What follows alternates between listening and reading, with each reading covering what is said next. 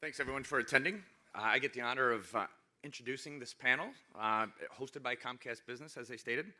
First up, Marc de Laverne, Vice President of Project Development for Cavnue, a company focused on combining technology and road infrastructure with a focus on making sure Michigan leads the way. That's evident in the connected corridor that the state is getting a head start on, a true head start. Marc Siry, our Vice President of Strategic Development and Complex Solutions from our headquarters in Philadelphia, or as we like to say, Vice President of Cool Stuff. Marc's role as a futurist is to ensure that Comcast Business is an included thought leader across the country with initiatives that leverage our Comcast Ventures family of businesses. Our panel will be moderated by local legend and Hall of Fame broadcaster, the great voice of the Great Lakes, Paul W. Smith. So without further ado, I will hand it over to Paul and the Marcs. Please welcome Vice President of Strategic Development for Complex Solutions at Comcast Business, Marc Siry. Vice President of Project Development at Cavnue, Marc de Laverne. And to moderate the discussion, please welcome host at WJR NewsTalk, 760 AM, Paul W. Smith. Geez, what a schlump I am. I'm the only non-vice president up here. We can make you VP of something if you like. It's good to be here. Thank you for all being here. Please enjoy your lunch, and we appreciate all of this. There's a lot going on, and the timing couldn't be better. You just mentioned about the governor. In fact, the governor made a big deal announcement saying that Michigan is going to have the nation's first electrified road to wirelessly charge EVs. And when she was on my radio show, she said they're also going to be building a garage where cars can park themselves. Now, all of this has been talked about, but honest to God, I didn't really expect it this quickly. Did anyone? I did not expect it to happen as quickly as it appears to be happening. And I'm wondering, how does that affect what we're here to talk about? Well, I think it demonstrates governor's leadership, MDOT's leadership, the MEDC's leadership in continuing just the legacy of this region and the state in leading in automotive and mobility. And continuing to put out these ideas, because I think the challenge with EVs has been range anxiety, right? That you're not going to be able to get up here. I think when my prior job at the mayor's office, we would talk about this as well, of just like, when is the right time? And I think that's the challenge of being first and dipping your toe in the water. So you have to applaud the governor and her entire team, right, for continuing to push to combine infrastructure with what is happening on the private sector with all of our great OEMs. We actually found that Indiana is already working on a program like this, and our governor, wise person that she is, said, oh yes, we're jumping past what they've already done and starting there. So I'd like to think that we're already ahead of Indiana. When we have talked about EVs, the big concern has been charging stations. This isn't going to put all those plans and all the millions of dollars already spent on charging stations under any kind of threat. We're not going to all of a sudden, because even though there are orange barrels everywhere and our roads are being worked on all the time, we're not going to be able to turn this around and have our cars charge themselves driving up and down the road and not need to have charging stations, I wouldn't think. That is my understanding of that as well, is that it will be, it's going to help fleets out a lot. But there's a wide spectrum of charging infrastructure that's going to be required to meet the future demand. And Cavnue is building the future of roads, combining technology and road infrastructure to unlock the full potential of connected and autonomous vehicles. Has anyone in here heard of Cavnue before? Of course you have. All right, good for you too. But why don't you tell us a little bit about Cavnue so that we better understand? You can go to cavnue.net or .com. I think we might have both, so you can maybe go to both. But yeah, thanks, Paul. Very advanced digital infrastructure. Yes, as a technology company, we've locked down our URLs. So, we're a technology company. We were founded a year ago with the mission of building smarter, safer roads in this country and hopefully further. There's been so many advancements in vehicles over the last 5 years. So I have a 2016 vehicle and a 2021. And when you compare the technology in those two vehicles, the 2016 one could be a 1916 vehicle, right? Of just how much more advanced in 5 years the technology within your vehicle is. Like I was in Traverse City, with my new car and, going hands off and scaring my wife of just, see the car drives itself, right? When you're in the lane on 75 until it starts beeping at me to put my hands back on the wheel. But the challenge is that infrastructure has not made those advances. You look at a road from 1950 and it's pretty much the same road that exists in 2021. And that's going to be a tremendous challenge to really unlock all of the potential with this technology. So we were founded on this idea to advance roads to basically meet and get with where technology is on vehicles. And about a year ago, the state of Michigan put an RFP and selected our firm to develop the first one of these corridors.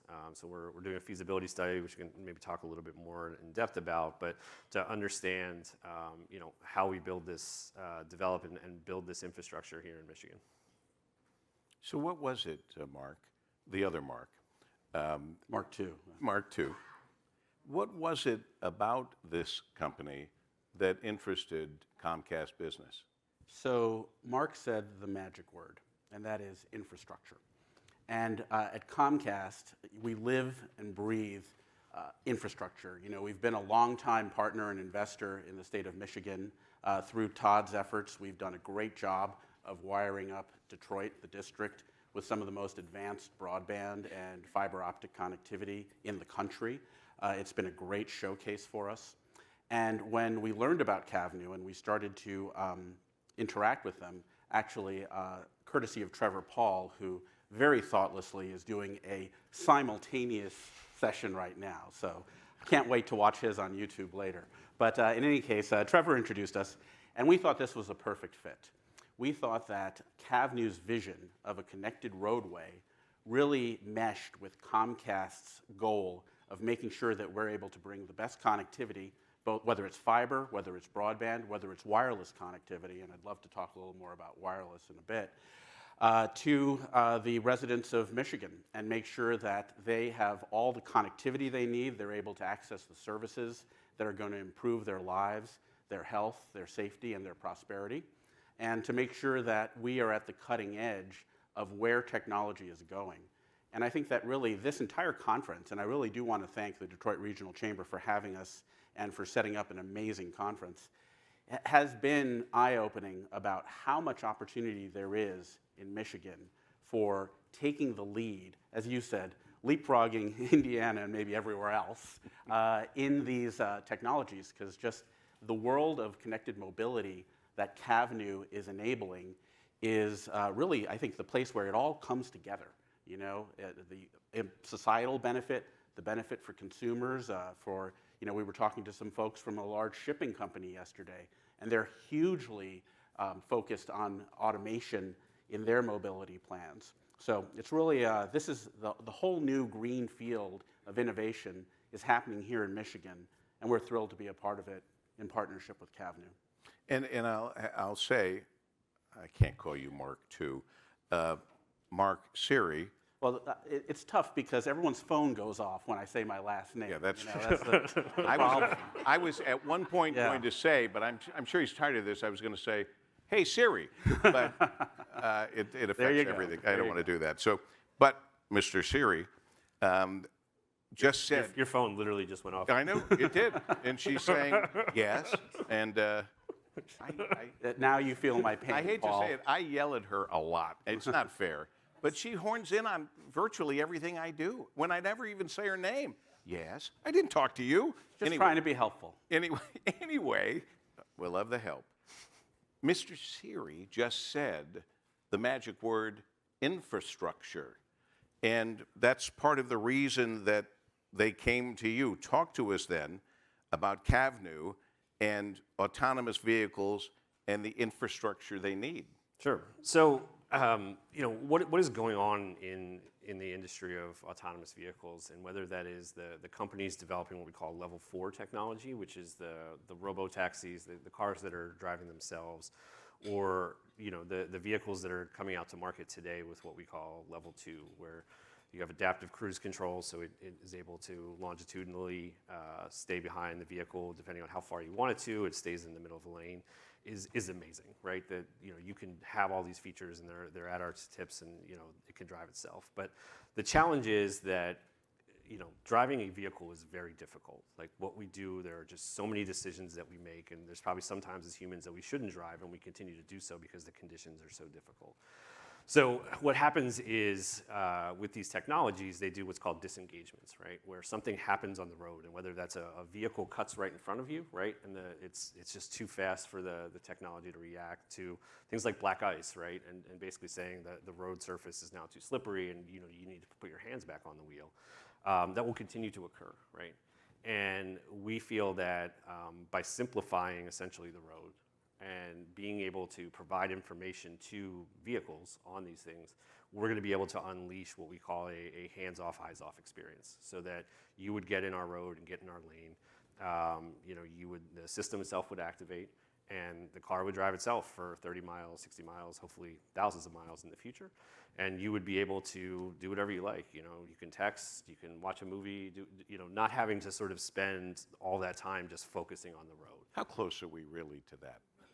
Closer than you would expect. Really? I think that the way that we're addressing this challenge is through a combination of both infrastructure and technology. Like there are some things on infrastructure that you can do to start to address some of these disengagement issues, and then the other set is technology. So we're essentially building what we call a digital twin that will basically be the smarts of what's happening on the road. And being able to sort of tell the vehicle that black ice is ahead, or there's traffic 2 miles away that you can't see because it's over the hill, right?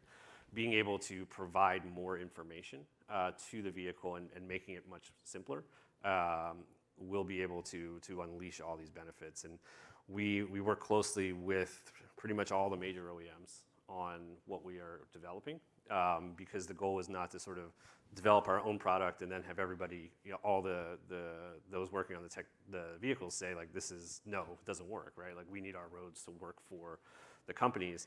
And it's also been exciting for them though, because they've never been, for 100 plus years, right? They've said a lane is 12 feet. I'm going to build a vehicle to fit in that lane, and people are going to drive it, right? Now it's their opportunity to be able to say, like, here are the things on infrastructure that we could actually use to solve some of these problems.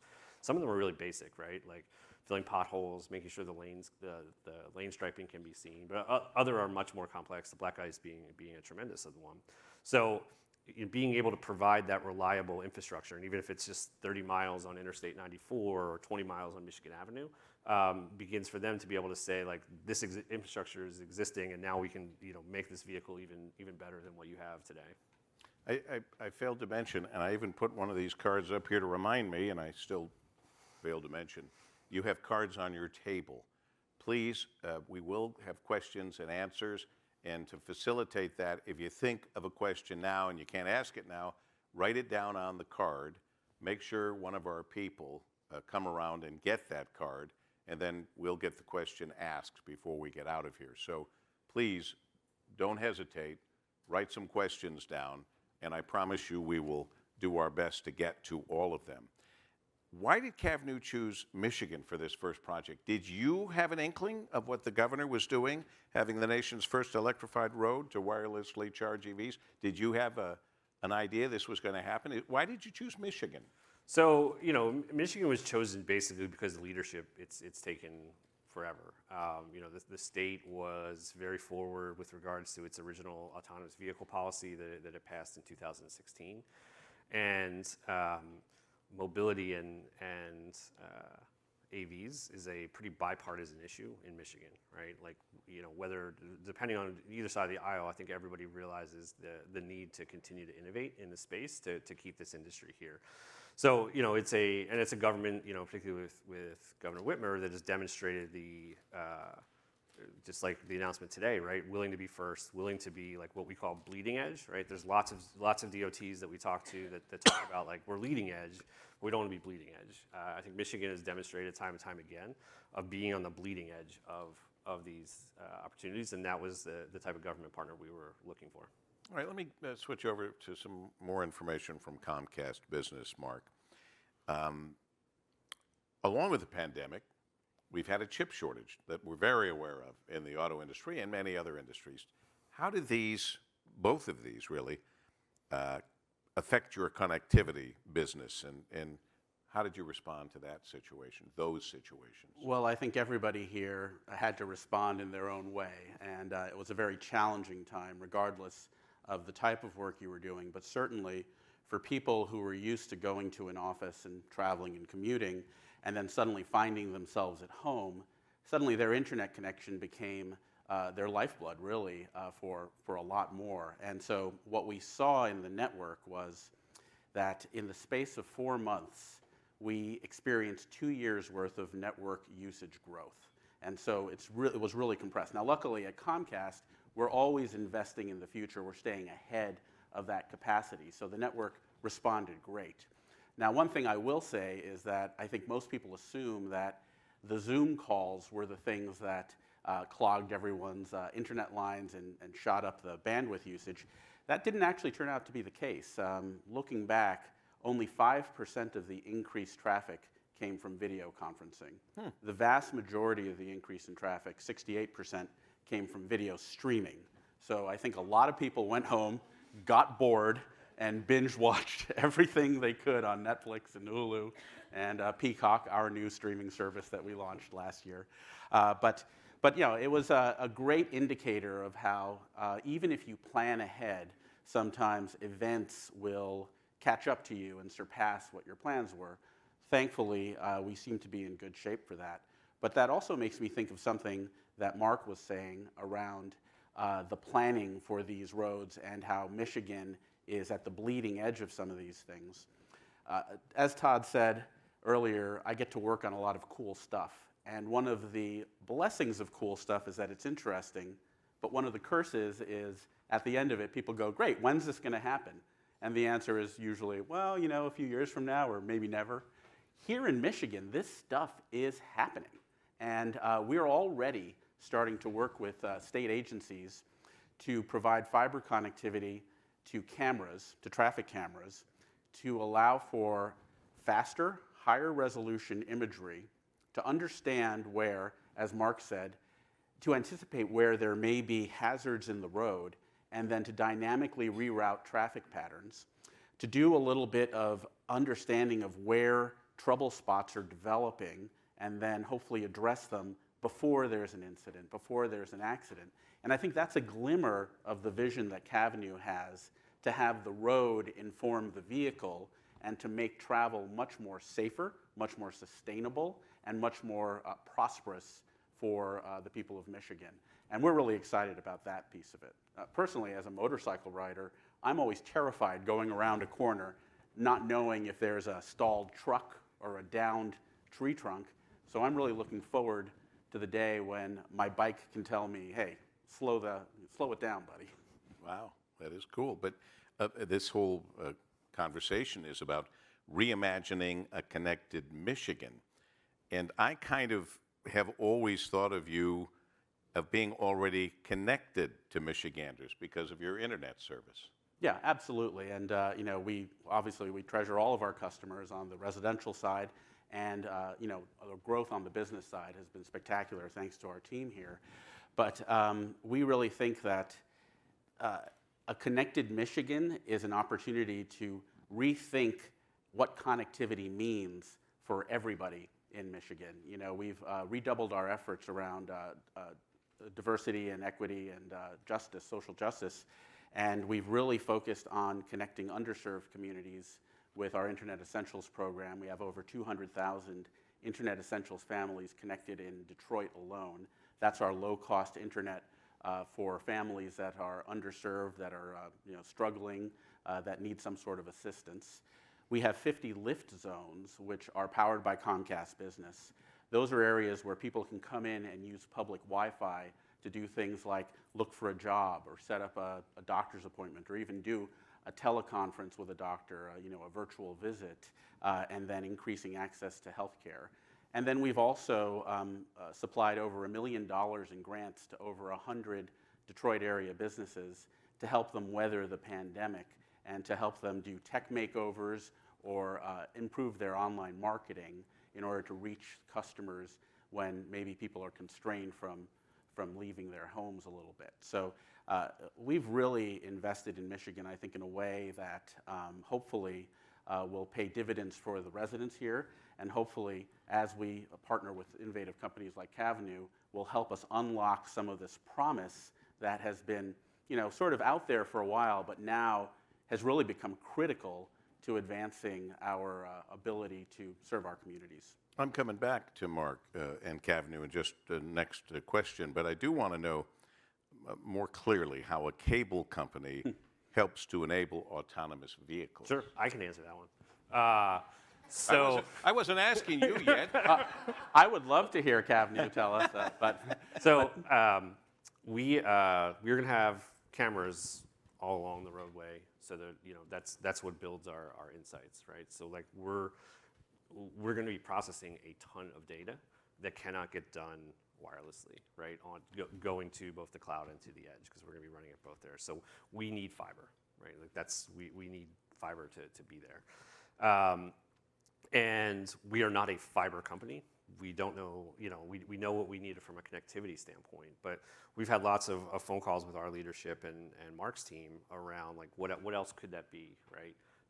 And whether that is being able to provide data to vehicles because they're going to need more data, but even starting to think through of like, is this a potential rural broadband solution, right? Where we need fiber, we're digging the road up, we're going to be putting it in, an opportunity then to leverage that investment to start to provide rural broadband, where that wouldn't make sense for Comcast to do if somebody wasn't digging the road up and being able to create these opportunities. So I think we've just begun to scratch the surface on just the opportunities that when we're doing this road project, what else can get done and what additional like secondary and tertiary benefits can be provided. And one of the questions would therefore be, with what Cavnue is proposing, what you are doing, the concern that it's going to benefit everyone, not just Tesla drivers, for example. Yeah, no, and it's really important, right? Like we're not looking to build lanes for just a small subset of the population. There's part of it is just that we think about like what the vehicles that are on the road today that have the highest level of technology, but this technology is going to be standard on your Toyota Camry by like 2025, 2026, right? So anyone who buys a new vehicle, in particular an electric vehicle, will have this technology on your vehicle.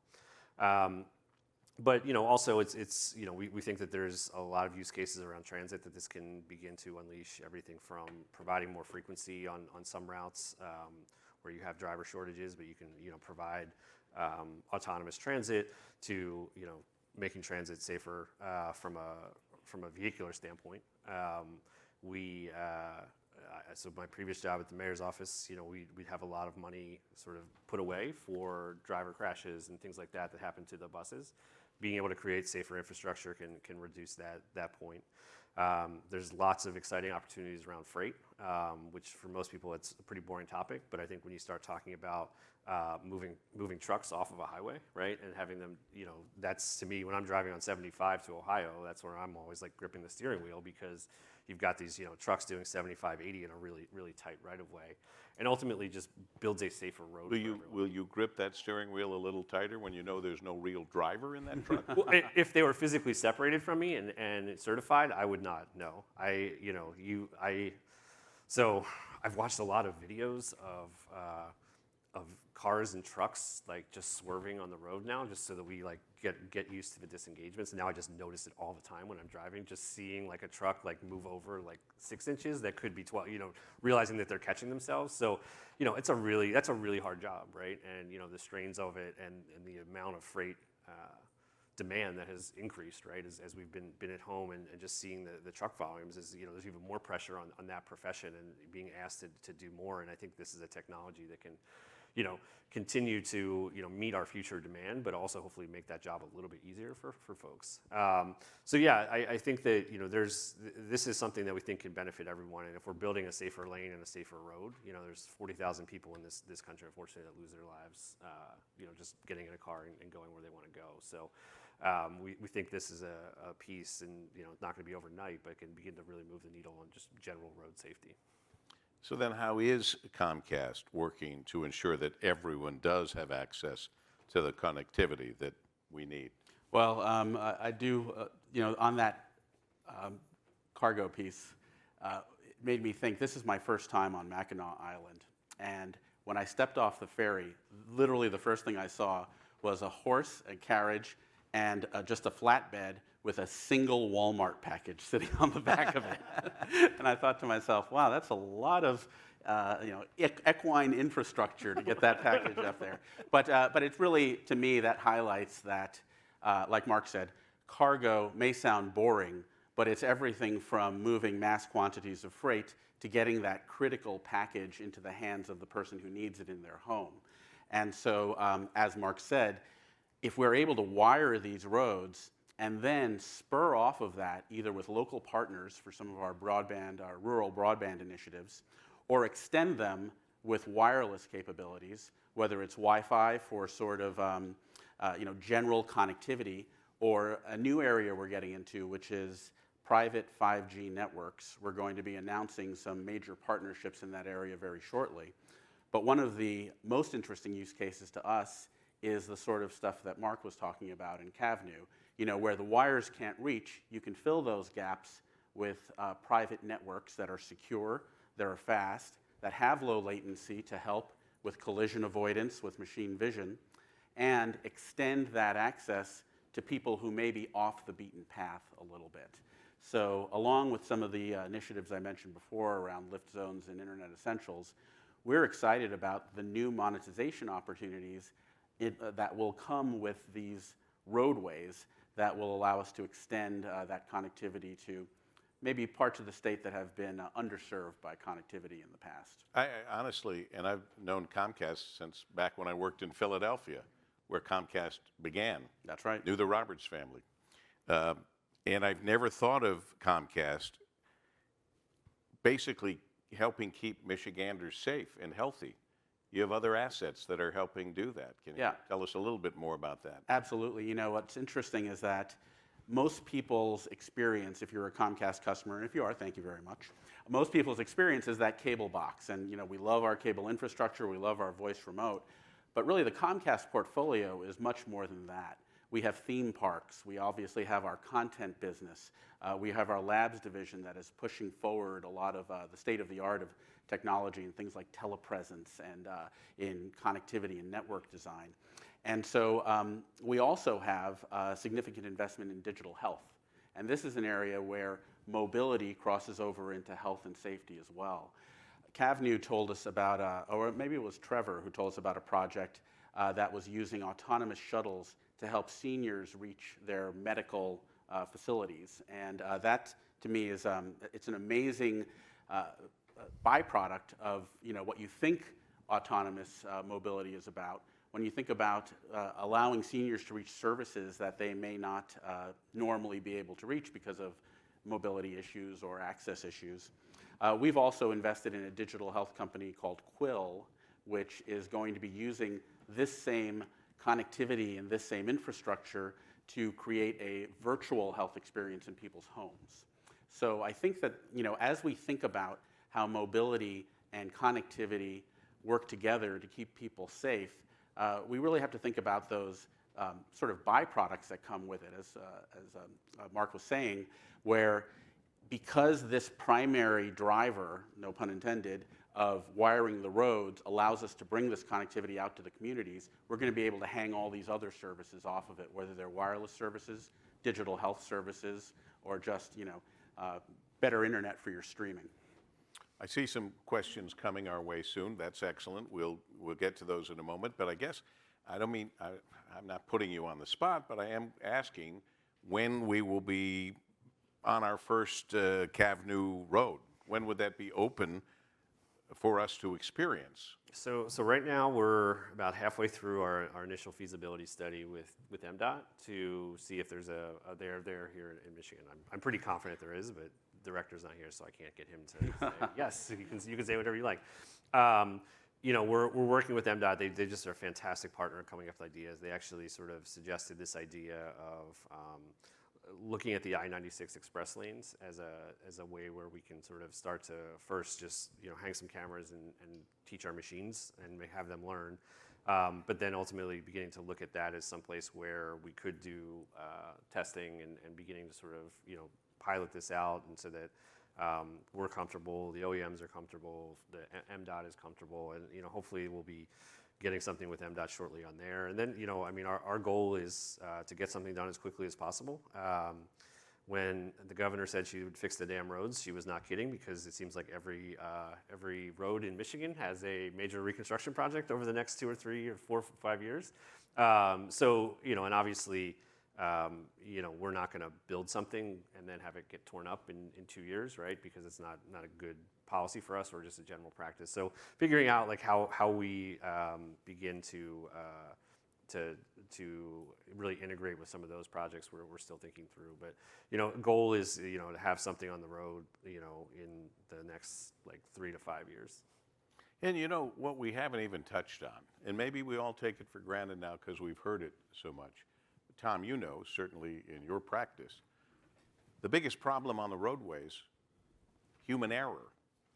And all of this we're talking about is doing away with human error. Doesn't mean there won't ever be another accident or problem, but the reality is, from a percentage-wise basis, we are going to be doing away with traffic fatalities, which is huge. Yes. We don't even talk about it anymore. We bury the lead a lot on just the safety aspect of this, but just and we do take it for granted at this point, right? That crashes and people die, and we turn a blind eye to it. If we said that 40,000 people die every year from drinking bottled water, we wouldn't drink bottled water anymore, right? Like, please don't say that. But you say 40,000 people die driving, right? And it just we don't bat an eye. We seem to have decided it's an acceptable cost. Yeah. But I love your vision in that, where you keep a separate road and a separate lane, and it's well controlled, and you take a lot of that variability out of it. And I think that one of the things you think about is vehicle-to-vehicle crashes, but also pedestrian fatalities is a huge problem in our cities. And so I think that if you're able to segregate that traffic a little more, as Cavnue's vision is, then you're going to take a lot of that out of the equation too. And you'll make people healthier. There'll be better places to bike ride. People will be able to walk more safely. There'll be more open public spaces. I think it's a really great future that hopefully is coming our way. It is, and I'm glad Comcast Business is at the forefront. And some of this I never would have considered, never would have thought you were involved with, so I'm glad I'm learning that today. It's exciting. Yeah, and to be honest, like, we were shocked that Comcast called us, because we were like 6 people at the time. So, but it's been great, and they Marc, we've been focusing on just the fiber aspect, but as we start to put these out, having partners that have lots of different capabilities and thoughts, and sort of being able to, like, we're an infrastructure company or a technology company, we're building this road. All the other things that can come with autonomous driving is really exciting to also begin to think through. Please, we're going to get to your questions here, but thank Marc Siry, Vice President, Strategic Development, Complex Solutions, Comcast Business, and Marc de la Vergne, the Vice President, Project Development, Cavnue. And I'd add into that, of course, Todd, who started us off. Thank you, Todd. And Pamela Dover, who has been working on this with her team. Yay, Pam. Behind the scenes. So, thank you very much. How do these projects get funded, and how can small business partners participate? Well, we can put up the GoFundMe link here. So if any of you want to. I'll start. We are looking to also invest in the infrastructure ourselves. Like, we are not a company that is looking to be reliant on grants and federal dollars coming in. I mean, supportive, and I think there are projects that will help there. But we are looking to put our capital to work, and ultimately we feel like the idea of having a hands-off, eyes-off experience is something that people will pay for, right? No different than you could go other places in the country where we have things called managed lanes where people pay to get away from traffic. We think that people will pay for the idea to have hands-off, eyes-off for 30 miles. So that's the core piece of our business model. With regards to small businesses, we're just beginning to gin up our sort of partnerships group to understand. I think it's important for us to take advantage of all the great thought leaders and businesses that are happening here in Michigan, and figure out how we can partner with both big businesses like Comcast as well as small businesses. Another question, basically the same. Technology, especially cutting edge technology, very expensive. How does it get funded? But a second question, how can we monetize this technology as we prove its worth? Well, I think that, as Marc said, Comcast is a company that invests. We invest in small businesses, as I mentioned earlier. We invest in our partnerships, especially when they are leading down a promising road. And we invest billions of dollars in our built infrastructure every year because we know that we've never gone wrong by anticipating that thirst for bandwidth will grow year over year. And we've even been surprised by how much it's grown. I mean, there's any number of thought leaders you can look up on the internet who have said things like, oh, no one will ever need more than 640K in a computer, or why would someone need more than 100 megabits of download? And the thing that's consistent is that the world proves them wrong time and time again. So we've been very focused on making sure we overbuild and that we anticipate that demand. But we're also very smart about those investments, and we want to make sure that there is a business case behind it, that if we put the fiber in the ground, the opportunity will follow, and that it's going to be something that is going to be sustainable over the long term. Because it doesn't do anybody any favors if we rip up a road, put down some fiber, and then the economic growth, the safety benefits, and the prosperity don't follow behind it. Here's a nice, well thought out question. Long one, but well thought out. Comcast support of Detroit students during the pandemic, significant. How can new technology help to physically connect Detroit youth? How could this technology potentially break down one of the greatest barriers for Detroit youth, and that is lack of transportation to opportunities? So we have a couple minutes, right? I'll tell a story. So transportation background, I worked for the mayor for 4 years, led mobility at the city. And one day, mayor calls me in the office and is like, I want you to design a school bus route. And I was like, I don't know how to do that. And then spent 4 months of my life stressing my gourd out that we were going to lose a child, right? Because school bus transportation is really, really hard. And have had lots of conversations with DPSCD, and this is the hard thing, right? It's the hard challenge of you have a city of 139 square miles. We made a lot of investments in transit. The mayor continues to do that, but if people are not going to their neighborhood school, right? Like you live on the east side and you're going over in the west side, or even like River Rouge or things like that, right? It's a big trip, right? And if you're taking public transportation, it's potentially like 2 trips and a 2 hour plus. And I think this is one of the big challenges to continue to think through and hopefully develop innovative. And I think that the mayor, the folks at DPSCD investing in local schools. I mean, the easiest answer is, right, just being able to walk to school and sort of having your neighborhood school close. And that's a very simplistic answer that does not work, and for a variety of reasons. But yeah, I mean, the idea of being able to sort of create this overall seamless and mobility on demand type idea would be fantastic. I'm not sure how comfortable I'd feel just putting my 7-year-old in a pod and just shooing her off, but at the same time I get nervous about being on the highway with her because it's just that thing. So it's hard. I don't have answer. It's one of these things of student transportation, and how you can solve it. And hopefully, this is a technology that can at least sort of start to make gains over time.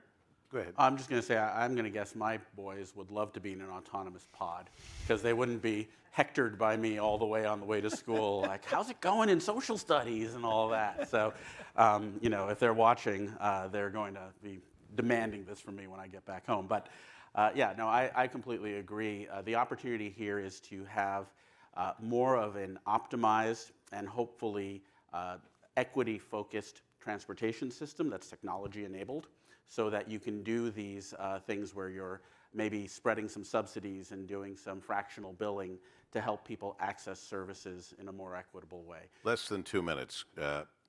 Fiber networks are great and economically feasible for urban and suburban areas, but not for most rural areas.